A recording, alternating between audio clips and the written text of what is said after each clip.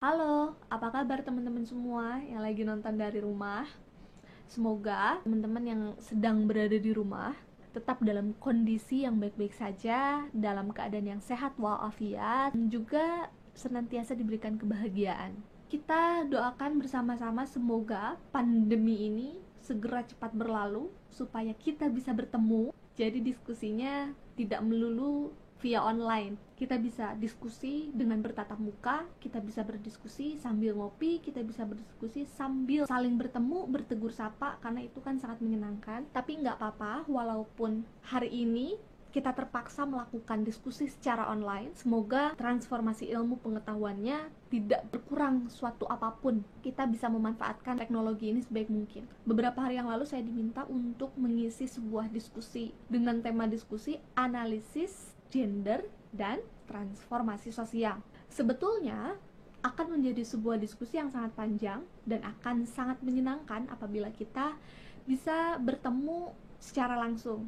Tapi semoga video singkat yang akan saya sampaikan bisa dapat dimengerti, karena sama kok, saya pun masih dalam tahap belajar. Kita belajar bersama-sama, tidak ada yang salah, tidak ada yang benar. Kita bisa saling mengoreksi, kita pun bisa saling mengkritik untuk membangun ya. Oke, analisis gender dan transformasi sosial. Bagaimana gender analisis ini berhubungan dengan perubahan sosial yang berkembang di masyarakat. Itu berarti kita harus mampu dulu mengenal, kita harus menganalisis dulu apa itu gender, bagaimana perkembangannya di Indonesia, bagaimana pertumbuhannya, bagaimana kemunculannya, mengapa gender ini selalu mendapatkan perlawanan di masyarakat. Selain daripada itu, kita pun harus tahu apa sih gender itu sendiri. Sebetulnya di Indonesia sendiri, keadilan dan kesetaraan gender itu dipelopori oleh R.A. Kartini. Pada tahun 1908, R.A. Kartini melakukan sebuah perlawanan sebagai wujud perlawanan dalam dunia pendidikan, karena perempuan-perempuan Jawa pada zaman dahulu itu mendapatkan ketidakadilan, khususnya dalam bidang pendidikan. Karena gender adalah sebuah serapan dari bahasa asing, maka seringkali disalahartikan, seringkali disalahpahami atau disalahartikan dengan jenis kelamin. Jadi banyak orang nih di luar sana yang mengartikan gender ini sebagai jenis kelamin. Jadi mari kita urai kenapa sih gender dan jenis kelamin ini menjadi dua hal yang selalu disalahpahami atau selalu disalahartikan oleh banyak orang, terlebih masyarakat awam. Jadi mari kita urai nih satu-satu. Banyak orang yang beranggapan bahwa gender ini dalam bahasa Indonesia memiliki pengertian jenis kelamin. Padahal jenis kelamin itu ternyata adalah pengertian daripada seks, bukan gender. Jadi mari kita urai perbedaan antara gender dan seks. Seks dalam bahasa Indonesia itu memiliki pengertian pembagian dua jenis kelamin manusia yang ditentukan secara biologis. Itu artinya seks ini kodrat yang turun dari Tuhan. Biar lebih mudah, mari kita contohkan. Ada dua jenis kelamin manusia, ada perempuan, ada laki-laki. Ciri-ciri biologis yang dimiliki oleh perempuan itu apa? Satu, perempuan memiliki vagina, laki-laki memiliki penis. Perempuan memiliki rahim, laki-laki memiliki testis, perempuan memiliki payudara, laki-laki memiliki zakar, dan lain sebagainya, dan lain sebagainya. Tentu saja jenis kelamin ini adalah kodrat, turun dari Tuhan, tidak mungkin dipertukarkan. Terus gimana kalau misalkan ada orang yang melakukan perubahan jenis kelamin? Itu beda lagi. Mereka melakukan perubahan jenis kelamin, hal tersebut bukan secara biologis, itu dapat dilakukan oleh manusia, itu bukan turun dari Tuhan. Jadi kalau misalkan ada seorang transpuan yang ternyata mengubah jenis kelaminnya menjadi seorang perempuan, tapi tetap mereka tidak dapat hamil karena mereka tidak memiliki rahim. Yang kedua, gender ini memiliki pengertian pembagian peran antara perempuan dan laki-laki yang dikonstruk secara sosial maupun kultural, tergantung dari tempat dan waktunya. Hal-hal yang bersifat gender ini, contohnya perempuan harus menyukai warna pink, sementara laki-laki harus menyukai warna biru atau hitam, dan lain sebagainya. Perempuan harus feminin, laki-laki harus maskulin. Perempuan emosional, suka sekali menangis dan cengeng, sementara laki-laki harus kuat dan perkasa. Perempuan lemah lembut, laki-laki harus gagah berani. Banyak sekali hal lain yang ternyata itu adalah gender, itu pembagian peran di masyarakat.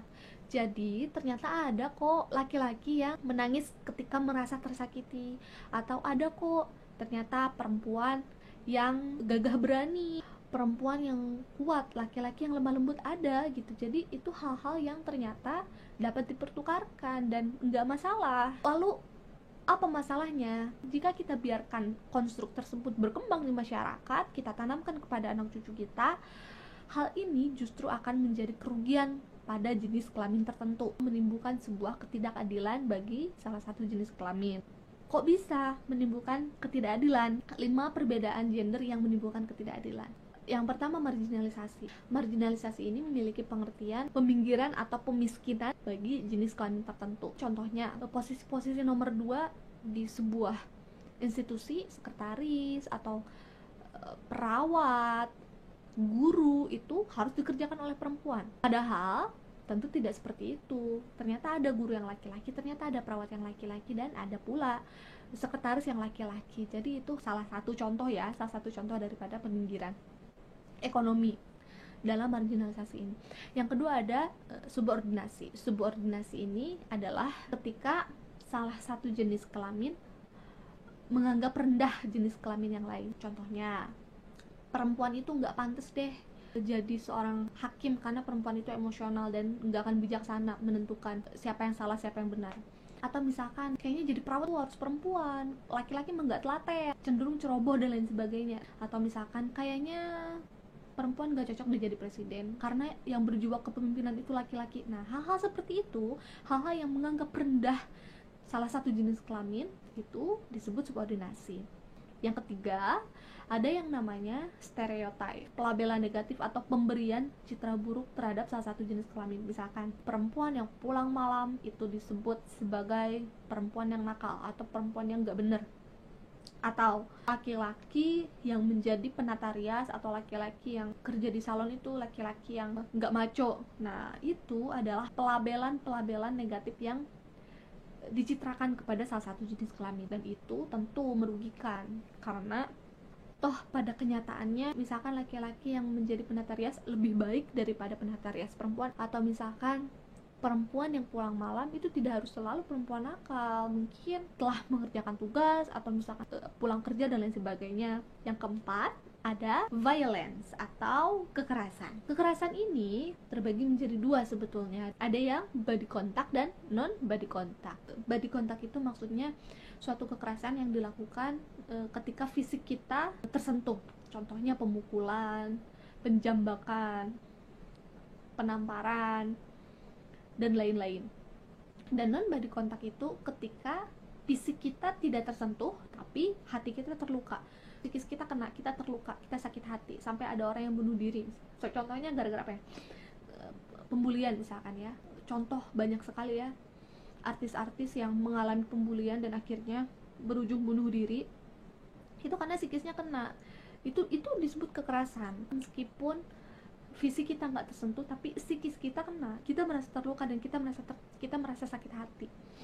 Yang kelima, ada yang namanya double burden. Double burden ini beban ganda. Beban ganda ini cenderung terjadi di sebuah rumah tangga ketika seorang perempuan yang berkarir harus bekerja di luar rumah dan ketika pulang ke rumah pun harus mengerjakan pekerjaan rumah. Pekerjaan rumah itu tidak harus selalu pekerjaan perempuan. Jadi hal-hal yang bisa dikerjakan atau bisa dilakukan oleh perempuan dan laki-laki, kenapa tidak? Mari kita lakukan bersama-sama gitu kan. Jadi tidak harus selalu membebankan pekerjaan domestik ini pada perempuan. Enggak, karena pekerjaan yang dilakukan oleh berdua ternyata kok lebih ringan gitu loh. Oke, mungkin cukup sekian pengantar dari saya. Selebihnya mari kita berdiskusi bersama-sama, kita belajar bersama-sama untuk saling mengomentari, saling memberikan komentar, saling memberikan pengetahuannya bersama-sama karena kita belajar bareng-bareng. Mungkin cukup sekian dari saya. Terima kasih.